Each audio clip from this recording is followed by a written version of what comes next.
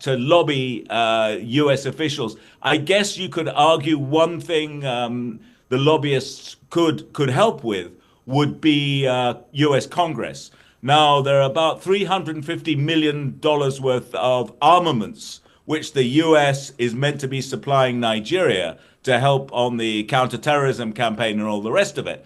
That stuff has got stuck in Congress under Joe Biden because the Nigerian military didn't meet their strictures on accountability and protection of civilians and so on.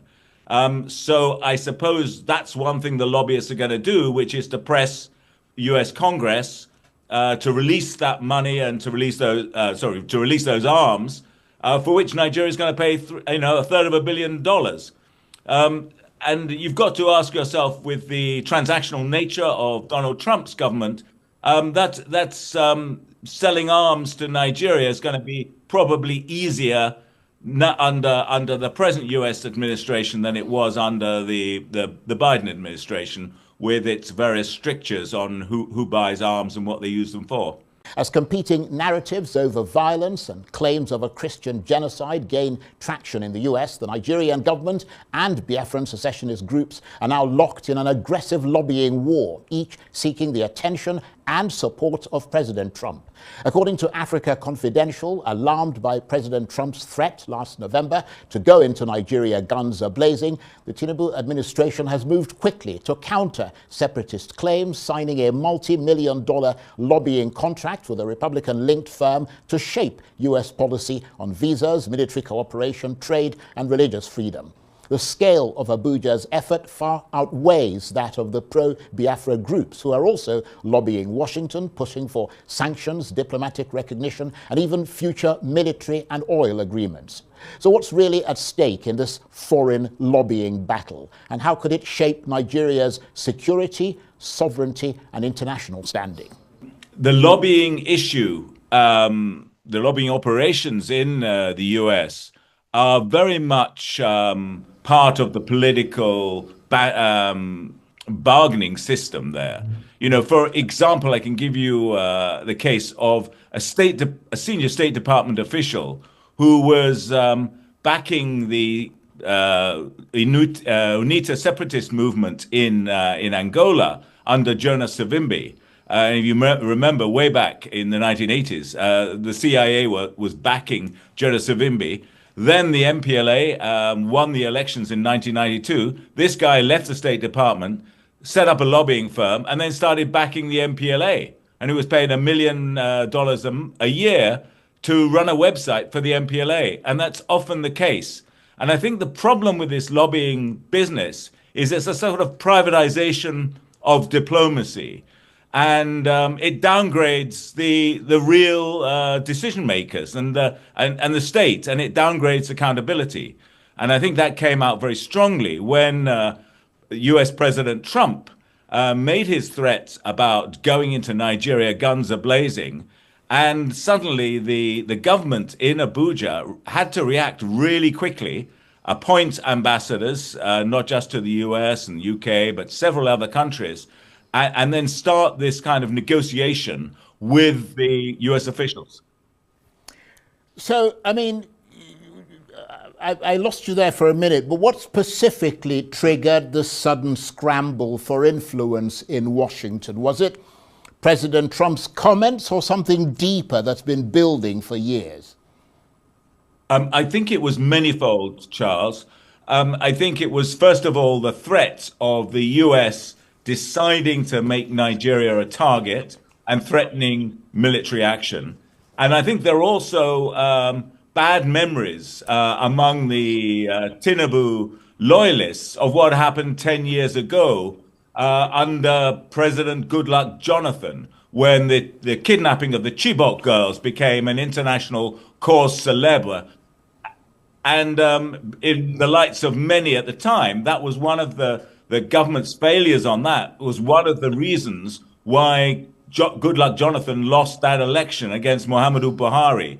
And I think the Tinubu campaign team saw that coming down the road and thought, we must move really fast on this. So I think on that score, it had an effect. And I think also, as you said in your intro, you've had this long-running lobbying campaign by the Biafran lobbyists demanding action because Christians are being targeted in Nigeria, because that's its sort of core element.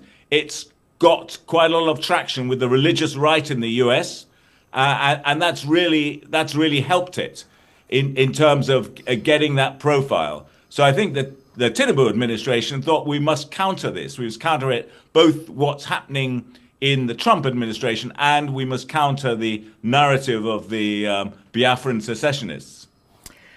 And of course, as you said, Patrick, claims of a Christian genocide have been gaining traction in US political circles. I mean, from your investigations, how accurate or misleading is that framing of Nigeria's security crisis?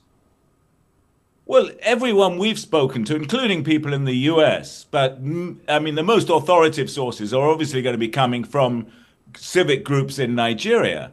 And the view we've been getting is that there's a major security crisis in Nigeria. And I think the ACLED security trackers have said over 10,000 people were killed in violent attacks last year, which is a kind of low-level conflict level. I mean, if you think about the number of people that have been killed in Ukraine or Sudan, you know, you're heading up to those sorts of figures. But that is across the board. That is Muslims, that is Christians, that is people of other faiths, and indeed atheists. I mean, every person, every citizen could be subjected to this violence. And I think that's the point, that it's not a targeted against one particular faith. Everyone is tied up in it. And I think it's had more resonance, shall we say, in the US, where the religious right and the Christian lobby groups are extremely powerful. And that's why it seems to have taken flight as a kind of propaganda meme that's gone out, and it's pushed the government into acting. I was just going to, I mean, you've kind of answered the next question I was going to ask you, which is why has this narrative resonated so strongly in parts of the American political system, particularly among sort of conservatives and evangelical audiences? So let me move on from that, because your newsletter, Africa Confidential, and as we've been discussing here, reports that the Tinubu administration has signed an expensive contract with a Republican-linked lobbying firm. I mean, what exactly is Nigeria trying to influence in Washington? Is it policy? Is it perception? Is it protection from sanctions? I know you sort of touched on it briefly, but if you could expand on that a bit. I think that's that's the nub of the issue, Charles. Why so much money, and why now? Because after President Trump made his statement, then National Security Advisor Nuhu Rabadu went to Washington with his intelligence staffers, and they met Peaks Hegseth and the U.S. Chairman of the Chiefs of Staff. They had a very high-level meeting 3 weeks after Trump's statement, and then they got into these negotiations about what security help Nigeria could get from the US. And it's nothing to do with lobbying. And that's what's a bit of a puzzle. Rabadu didn't need a lobbyist to open the door to meet Hegseth. He organized that through Nigeria's diplomatic channels. And a lot of people I've spoken to on the Nigerian side and the US side say, there's a number of extremely talented diplomats within the Nigerian system. And they're the people that should be called into action on this, because they have a lot more credibility. They come from the country, they speak the languages, they know the issues, they know the political nuances in all this. And they would be far more effective than engaging foreign lobbyists. And the lobbyists are going to do, a bunch of things. But the main thing they're going to do is open a door to meet the top American officials. But it seems that Rabadu was able to do that without hiring a lobbyist at the time.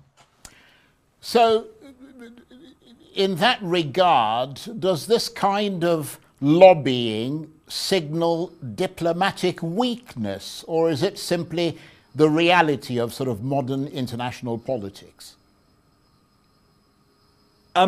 It's something everyone is doing. I mean, that is states across Latin America, states across Africa and Asia, and states across Europe tend to lobby U.S. officials. I guess you could argue one thing the lobbyists could help with would be U.S. Congress.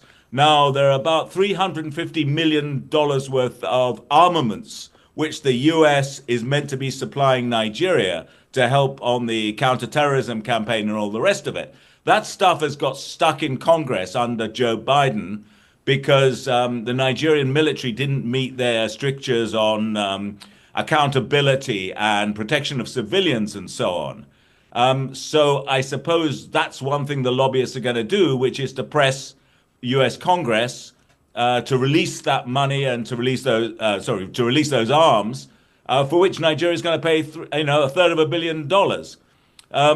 And you've got to ask yourself, with the transactional nature of Donald Trump's government, that's selling arms to Nigeria is going to be probably easier under the present U.S. administration than it was under the Biden administration, with its various strictures on who buys arms and what they use them for. Indeed. And of course, on the other side, looking at the brilliant article that Africa Confidential wrote, on the other side, Biafra-linked groups are also lobbying Washington, calling for sanctions, recognition, and even future military and oil deals. I mean, how seriously are these groups being taken in US policy circles? Well, serious enough that you've got people like Ted Cruz, who is the conservative senator who chairs the Senate Foreign Relations Committee. He's a big supporter of the Biafra government in exile. He's a big supporter, actually, of the Somaliland region in East Africa. And Mike Pompeo, who was the former Secretary of State, and that was under Trump's first term. And Pompeo is a very devout evangelical Christian, and so is Cruz, and they're combining the two things, where they're talking about the rights of the people of Southeast Nigeria, and also this issue again of protecting Christians. So yeah, they've got a lot of sway within the Republican Party. And a lot of this stuff, Charles, is about sentiment as much as anything else. It's often free from, shall we say, established facts and evidence. It's a sense that these are evangelical Christians who put that belief above all else. And the Biafran lobbyists have been extremely effective over probably 20 years, working through the religious right in the US, which brings together a lot of these evangelical groups, and they're big financiers of the Republican Party. And as the Republican Party has moved to the right, so have they. And they've become a big mobilizer of votes for the Republican parties. So there are people who are evangelical Christians who may not like the look of Donald Trump and his various comments about women and all the rest of it, but they bury that concern for the greater good, which they say is the man is for Christians. He's for evangelical Christians, and in that case, we're going to give him our support. So Trump, the evangelical base is absolutely critical for Trump, and that's, I think, it accounts for some of the success of the Biafra lobby in the US.